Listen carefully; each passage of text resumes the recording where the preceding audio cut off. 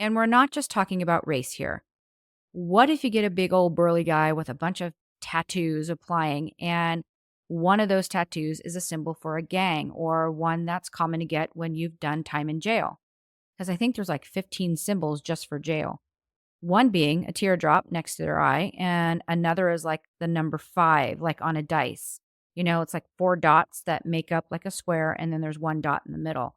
And apparently, that symbolizes 4 walls, and the middle dot is the prisoner.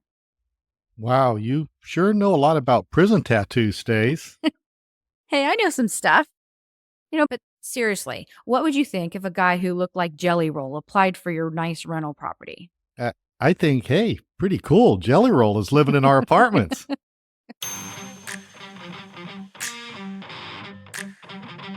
Welcome to your Landlord Resource Podcast. Many moons ago, when I started as a landlord, I was as green as it gets. I may have had my real estate license, but I lacked confidence and the hands-on experience needed when it came to dealing with tenants, leases, maintenance, and bookkeeping. After many failed attempts, fast forward to today, Kevin and I have doubled our doors and created an organized, professionally operated rental property business. Want to go from overwhelmed to confident?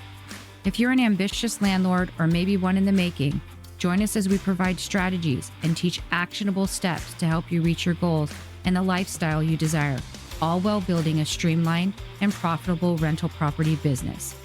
This is your Landlord Resource Podcast. Hey everyone, welcome back to your Landlord Resource. This is your go-to podcast for everything self-managing landlords need to know. I am Stacy Casella, and always I'm joined here by my co-host, Kevin Kilburn. Hey there, everybody.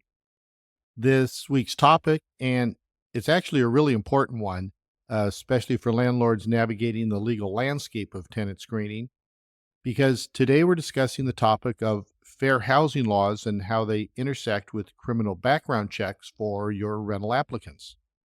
Yep, Kevin's right. This is an important topic. Whoa, slow down. Want to make sure I had that recorded. Kevin is right. Okay, go ahead. Oh, Lord. All right. Moving on. So there are a lot of misconceptions out there about how landlords can use criminal background checks when evaluating prospective tenants. If you're not careful, you could inadvertently violate fair housing laws, which could lead to significant legal consequences. So, fair housing laws are in place to prevent discrimination, and there's a delicate balance between protecting your property and your community and avoiding discrimination in your tenant screening process. But don't worry, we will break it all down today so you can feel confident you're complying with the law while still protecting your investment. So let's start off by talking about fair housing laws. There are 7 federally protected classes under the Fair Housing Act. These include race, color, religion, sex, national origin, disability, and familial status. Some states and local jurisdictions add more protections like marital status, sexual orientation, or even source of income. Now, when it comes to the Fair Housing Act and criminal background checks, things get a little interesting because the Fair Housing Act doesn't specifically mention criminal background checks. But HUD, which is the U.S. Department of Housing and Urban Development, issued guidance in 2016 on how landlords should handle criminal background checks. They made it clear that a blanket policy of refusing to rent to anyone with a criminal record could violate the Fair Housing Act due to disparate impact. And disparate impact means that even if a landlord doesn't intend to discriminate, their policy could disproportionately affect certain protected classes. For example, HUD pointed out that African Americans and Hispanics are arrested, convicted, and incarcerated at rates higher than their share of the population. So, if you have a policy that automatically denies anyone with a criminal record, you could unintentionally discriminate against them by way of race. And let me point that out that this is coming from HUD and not from us. But it's not just about intent, it's about the actual impact of your policies. So landlords need to be careful to make sure their criminal background check policy is justified and doesn't unfairly impact any protected class. Basically, landlords just can't have a blanket no criminal records policy. They need to have a legitimate reason for denying someone based on their criminal history, one that's based on the actual behavior of the applicant, not just their record on its own. So, this is where the individualized assessments come in. HUD does recommend that instead of automatically disqualifying an applicant with a criminal record, landlords should conduct an individualized assessment to determine whether the criminal history poses a legitimate risk to the property, other tenants, or the neighborhood. You'd want to consider factors like the nature and the severity of the crime. How long ago did the crime occur? What has the applicant done since then? Like, have they been rehabilitated? Have they had stable employment or housing? What was the age of the applicant when the crime was committed? And whether the crime was violent or nonviolent. You see, they want you to understand that by vetting your applicants and digging down into their background is important because not all crimes are created equal, right? And some offenses have little or no bearing on a person's ability to be a good tenant. Consider someone with a nonviolent drug offense from 15 years ago. That shouldn't carry the same weight as a violent felony committed last year. So basically, a one-size-fits-all policy just won't cut it anymore. Nope. And that makes sense when you think about it. All right, let's talk about time frame. HUD recommends that landlords take into account how long ago the crime occurred. They feel that the older the conviction, the less relevant it is to the tenant's current ability to be a responsible renter. And I get it. You need to give people the benefit of the doubt in some cases. It is possible for people to change over time, and a conviction from decades ago may have no relevance to their current behavior. So, do your best to be thoughtful about how far back you go when considering criminal history. Now, I want to address different kinds of crimes because another big question that landlords often ask is, are there certain types of crimes that I should always consider when screening tenants? And are there others that I can ignore? So let's clear this one up. And here's one problem. The HUD guidance doesn't give landlords a specific list, but it does indicate that violent crimes or those that pose a risk to the safety and security of others should carry more weight than a nonviolent or a petty crime. So, violent felonies, sexual offenses, or crimes involving damage to property or fraud are the types of things that might be relevant in a rental decision. But nonviolent offenses, such as minor drug possession or traffic violations, may not be relevant. It's also important to note that arrest records alone aren't sufficient grounds for denial. An arrest without a conviction does not prove guilt. HUD has been clear that denying someone based solely on an arrest that did not lead to a conviction could be considered discriminatory. So, landlords, you need to focus only on convictions when making your decisions. And yeah, that has been and should be the focus anyway, right? I mean, way back when, our applications had a section that asked if the applicant had ever been convicted of a felony crime. And our joke always was, convicted? No. So now that section, I believe, has been removed from most of the California rental application. So here's a tip. If you are still using old applications, you might want to take the time to get new updated ones that are specific to your state and even locality if required. I mean, there have been several updates to applications, leases, addendums, and forms to implement new laws and regulations. So, as we often stress to you guys, please make sure your application, forms, and leases are all up to date. We know you can get applications anywhere, like Zillow or your landlord management software, so just make sure they are state specific and have been updated with the most recent laws. Easy Landlord Form does everything state specific, so you should be good to go if you have an account with them. If you want to set up a free account, we will link them in the show notes for you. Okay, so now that we've covered the basics, let's talk about how landlords can create a policy that complies with fair housing laws while still protecting their property. And it all starts with having a written policy. This policy should outline the specific types of criminal behavior that will be considered and the factors that will be taken into account during an individualized assessment. And once again, as with all your policies, transparency is key. I mean, we've discussed creating your standard operating procedures, or SOPs, numerous times on the show, and this is just another example of why they are so important. Your standard operating procedures are where you create policies and rules about how your business is handled. You are essentially making the decision in advance so that anyone who works with or for you can make sure that the business is operated in a consistent manner.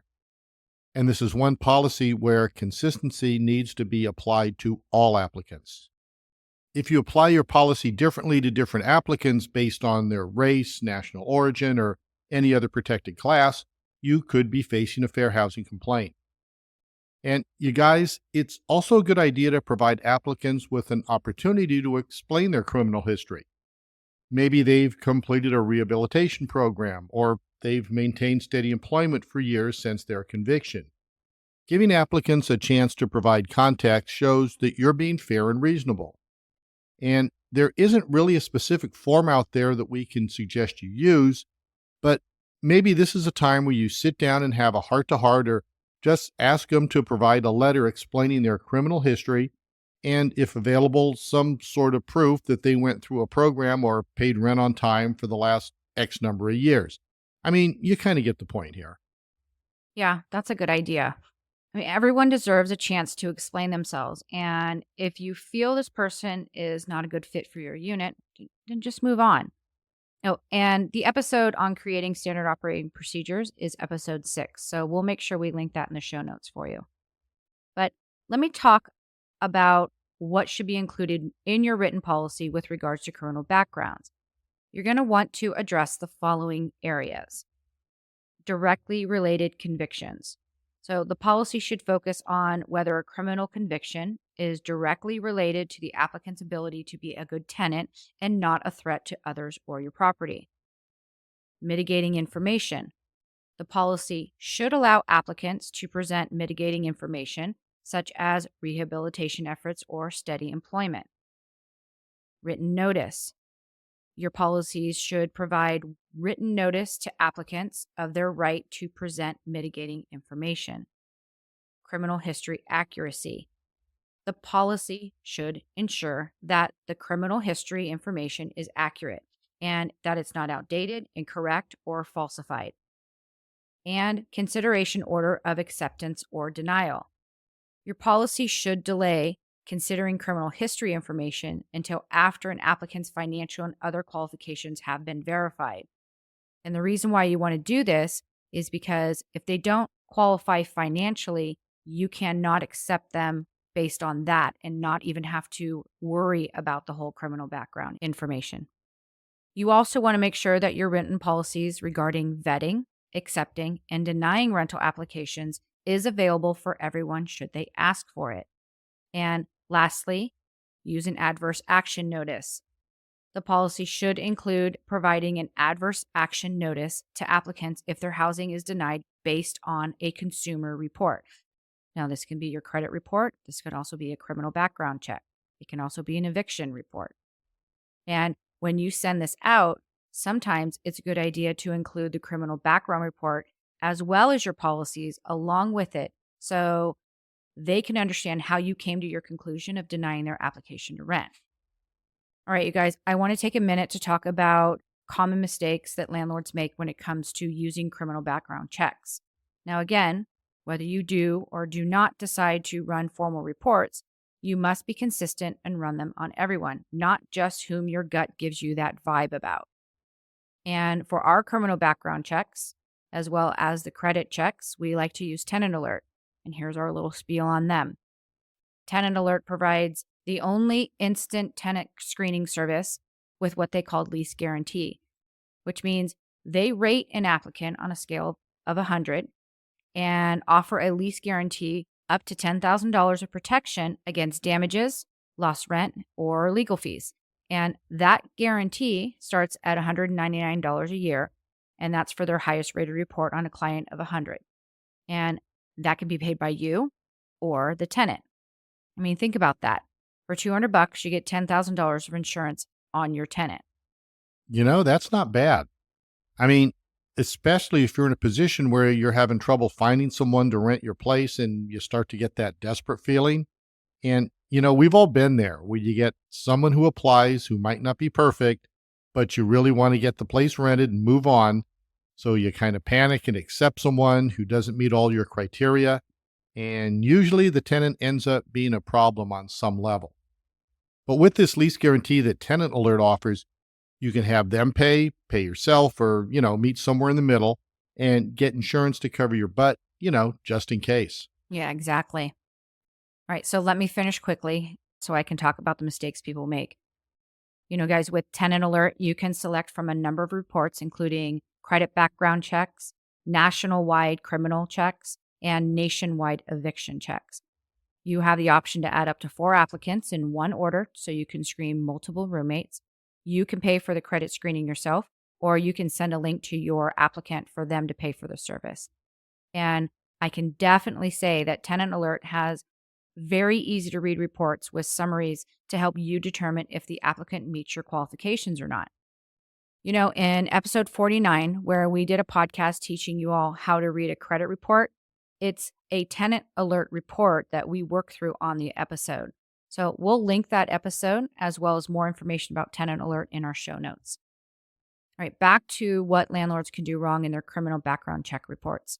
And as mentioned earlier, the worst mistake you could make is to have a blanket policy that automatically denies anyone with a criminal record. Again, this can lead to disparate impact discrimination, and it's a surefire way to get yourself in legal trouble.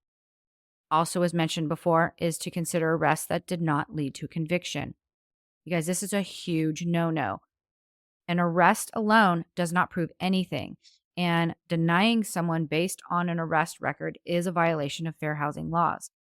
And the next one should be obvious, maybe not for some, but landlords need to avoid treating applicants differently based on their race, ethnicity, or any protected classes. If you're more lenient with some applicants and stricter with others, you're opening yourself up to a discrimination claim. And we're not just talking about race here. What if you get a big old burly guy with a bunch of tattoos applying, and one of those tattoos is a symbol for a gang, or one that's common to get when you've done time in jail? Because I think there's like 15 symbols just for jail. One being a teardrop next to their eye, and another is like the number 5, like on a dice. It's like 4 dots that make up like a square, and then there's 1 dot in the middle. And apparently that symbolizes 4 walls, and the middle dot is the prisoner. Wow, you sure know a lot about prison tattoos, Stace. Hey, I know some stuff. But seriously, what would you think if a guy who looked like Jelly Roll applied for your nice rental property? I think, hey, pretty cool. Jelly Roll is living in our apartments. Yeah, listen, I'm not a fan of tattoos, especially ones on the face and neck. But hey, if the tenant qualifies, what are you going to do? If they're your best applicant, you're going to accept them. Another thing landlords can get in trouble for is going too far back in an applicant's criminal history. Again, the further back the conviction, the less relevant it is. HUD recommends that landlords focus on more recent convictions that are directly related to the safety of the property and the other tenants. For example, in California, landlords can only consider convictions within the last 7 years. If an individual was convicted but has completed their sentence more than 7 years ago, this information cannot be used against them when they're applying for housing. And the last mistake landlords make is not giving the applicant a chance to explain their criminal history. If you're too rigid with your policy and you don't allow for any exceptions or any explanations, you could be seen as unfair and discriminatory. And a side note here, if you decide to deny an application based on information in a criminal background report, as Stacy mentioned earlier, you must provide the applicant with what is called an adverse action notice, which is basically a formal notice of why you denied the applicant to rent from you. This notice should include the reason for the rejection and the applicant's right to receive a copy of the report. All right, one more thing that you all must really pay attention to is the laws of your state and the local government laws on criminal background checks. Because when it comes to state laws, they can vary widely. So while the Federal Fair Housing Act sets the baseline for preventing discrimination, many states and local jurisdictions have additional laws that landlords need to follow when screening tenants, especially regarding criminal background checks. And those laws can be even stricter than the federal regulations. Some cities have ban the box laws, which prevent landlords from asking about criminal history in a rental application. And actually, those quote unquote ban the box laws are gaining traction around the country. These laws generally prohibit landlords from asking about criminal history on the initial rental application. Instead, they can only conduct a criminal background check after the applicant has passed other aspects of the screening process, like credit and income verification. These laws were initially focused on employment applications, but now many jurisdictions are applying them to housing as well. So, for instance, states like California, Oregon, I believe Illinois, as well as cities like Seattle have adopted these type of laws. And here in California, landlords are allowed to consider criminal history, but we can do so only after making a conditional offer to the applicant. And I will tell you that we pull a criminal background report on every applicant regardless, and not once have we had one come back with anything. The main thing we're looking for, honestly, is if someone is convicted of a sexual crime. And thankfully, we have not had to deal with that as of yet. But I should say that these laws are designed to give people with criminal records a fair shot at housing. Studies have shown that when the landlords see a criminal history up front, they're often inclined to reject the application outright. Ban the box laws try to mitigate that bias by delaying when the criminal background check can be done. And you guys, I see both sides here. And all we're trying to do today is make sure that landlords are aware that violating these laws can lead to significant penalties. For instance, in places with ban the box laws, if you reject an applicant because of their criminal history before you're allowed to check it, you could face fines, legal action, and even a civil rights complaint. And that is something you absolutely do not want to deal with. It's also important to note that some states and cities have gone even further than the ban the box law. New Jersey, for example, has the Fair Chance in Housing Act, which not only bans landlords from asking about criminal history on an application, but also limits the types of criminal records that can be considered once you're allowed to look at them. Under New Jersey's law, landlords cannot consider arrests that didn't lead to convictions, expunged or pardoned convictions, or even juvenile records.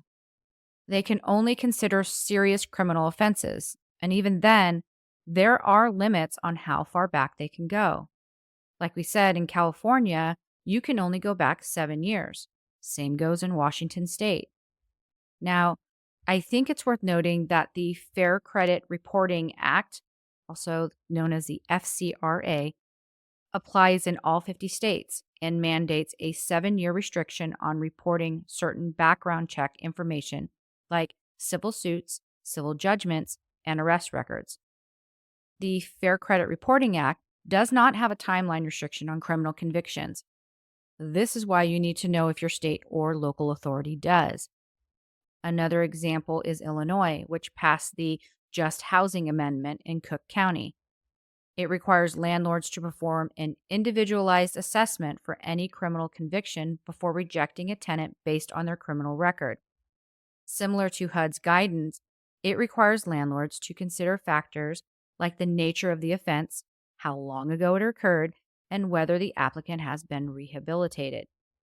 And in many cases, these individualized assessments are required by law, not just recommended best practices. If a state or local law requires it, landlords who fail to conduct a thorough assessment could be violating the law, even if they think they're complying with federal guidelines. Now, of course, not every state has these additional restrictions. In some places, landlords still have broad discretion to consider criminal records as long as they comply with federal fair housing laws. But even in those states, landlords should be cautious. Remember, the Fair Housing Act still applies, and the risk of disparate impact discrimination is real. Yeah, that's a good point. And just because your state doesn't have specific protections around criminal background checks doesn't mean your city or county won't. Local ordinances can sometimes be stricter than state law, so landlords need to stay up to date on the laws that apply to their rental properties. And let's not forget, laws change all the time. I mean, states and cities are constantly updating their housing laws, especially as more attention is given to criminal justice reform. That means us landlords need to stay informed about new laws that might affect their tenant screening practices. And a great way to stay informed is to regularly check with your local housing authority or your legal counsel. There are also landlord associations and online resources to keep landlords updated on any new regulations. Yeah, we've said this before. Joining your local rental housing association is a really good idea. And this here is another example of why. Because as laws are presented to the government, oftentimes those rental housing associations will reach out to let members know so people can vote for or against something. And a prime example is here in California. We have a rent control bill on the ballot this November, and I have been able to follow its progress from information sent out in the mail, over email, and in newsletters too. Yeah, we need to make sure we read that thoroughly and vote the right way on that one. I mean, the way it's written is kind of confusing and appears to help tenants when in reality, history has shown over and over these rent control laws have done the exact opposite. Okay, so with all this in mind, let's talk about how landlords can create screening policies that are fair, compliant, and still protect their rental property. And what it really comes down to is having a well thought out written policy that complies with federal, state, and local laws. Make sure your policy includes an individualized assessment of any applicant with a criminal history. And ensure that you're only considering relevant factors, such as the nature of the offense and how much time has passed. And don't forget transparency. Your screening policy should be clearly communicated to applicants up front so they know what to expect. If you need to deny someone based on their criminal record, explain why and make sure you're providing them with any rights they have under the law, like the right to dispute errors on their background check. As we consistently emphasize, document, document, document. You want to always keep thorough documentation on every decision you make. If you're ever challenged on a denial, you'll want to have a clear record showing that you followed your policy consistently and in a non-discriminatory way. The bottom line is that fair housing laws and criminal background checks can be tricky, but with the right approach, landlords can protect themselves from legal risks while treating all applicants fairly. I mean, it's all about having a clear, consistent, and transparent policy. Yep, that's right. And remember, if you're ever unsure about your screening process, it's always a good idea to consult with an attorney who specializes in landlord tenant law. It really is better to be safe than sorry. All right, you guys, we're about ready to wrap this up. But before we go, I want to give you some resources where you can learn more about criminal background checks. And we'll link all of these in the show notes for you. The first one is for fair housing information. You can go to the website for the U.S. Department of Housing and Urban Development. Now, this is your primary source for federal fair housing laws and regulations, including HUD's 2016 guidance on the use of criminal background checks. Second is the Fair Housing Act. Now, this page from the Department of Justice outlines the full text of the Fair Housing Act and includes information on the enforcement of fair housing laws.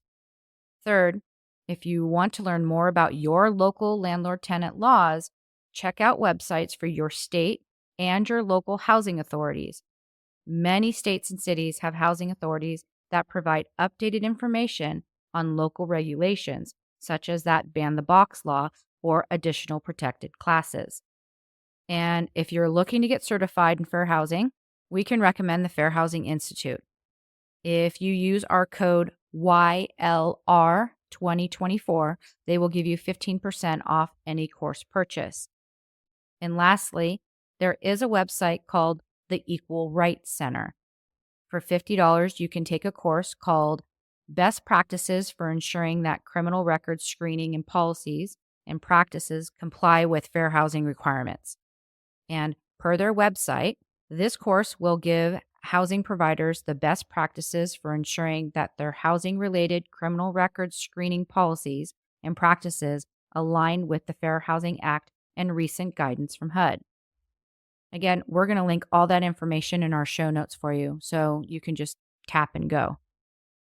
Alrighty, that is our show for today. And we hope you now have a little better understanding about fair housing and criminal background checks. And hey, you guys, if you like what you hear on this podcast, would you do us a favor and subscribe or follow on your favorite podcast platform? That way, our episodes will be there waiting for you each week so you can enjoy all we have to say about landlording and owning rental properties. And we would be super appreciative if you could leave us a kind review. Those reviews really help other landlords like you know that we are the real deal, and hopefully they'll listen too. Links to review the sites are in our show notes. If you'd like to download any of the free forms that we offer, or if you want to sign up for our weekly newsletter, you can access those in the show notes as well. And if you'd like to follow along with what we put out daily, you can find us on Instagram, Facebook, and YouTube. And we also have a private Facebook group as well.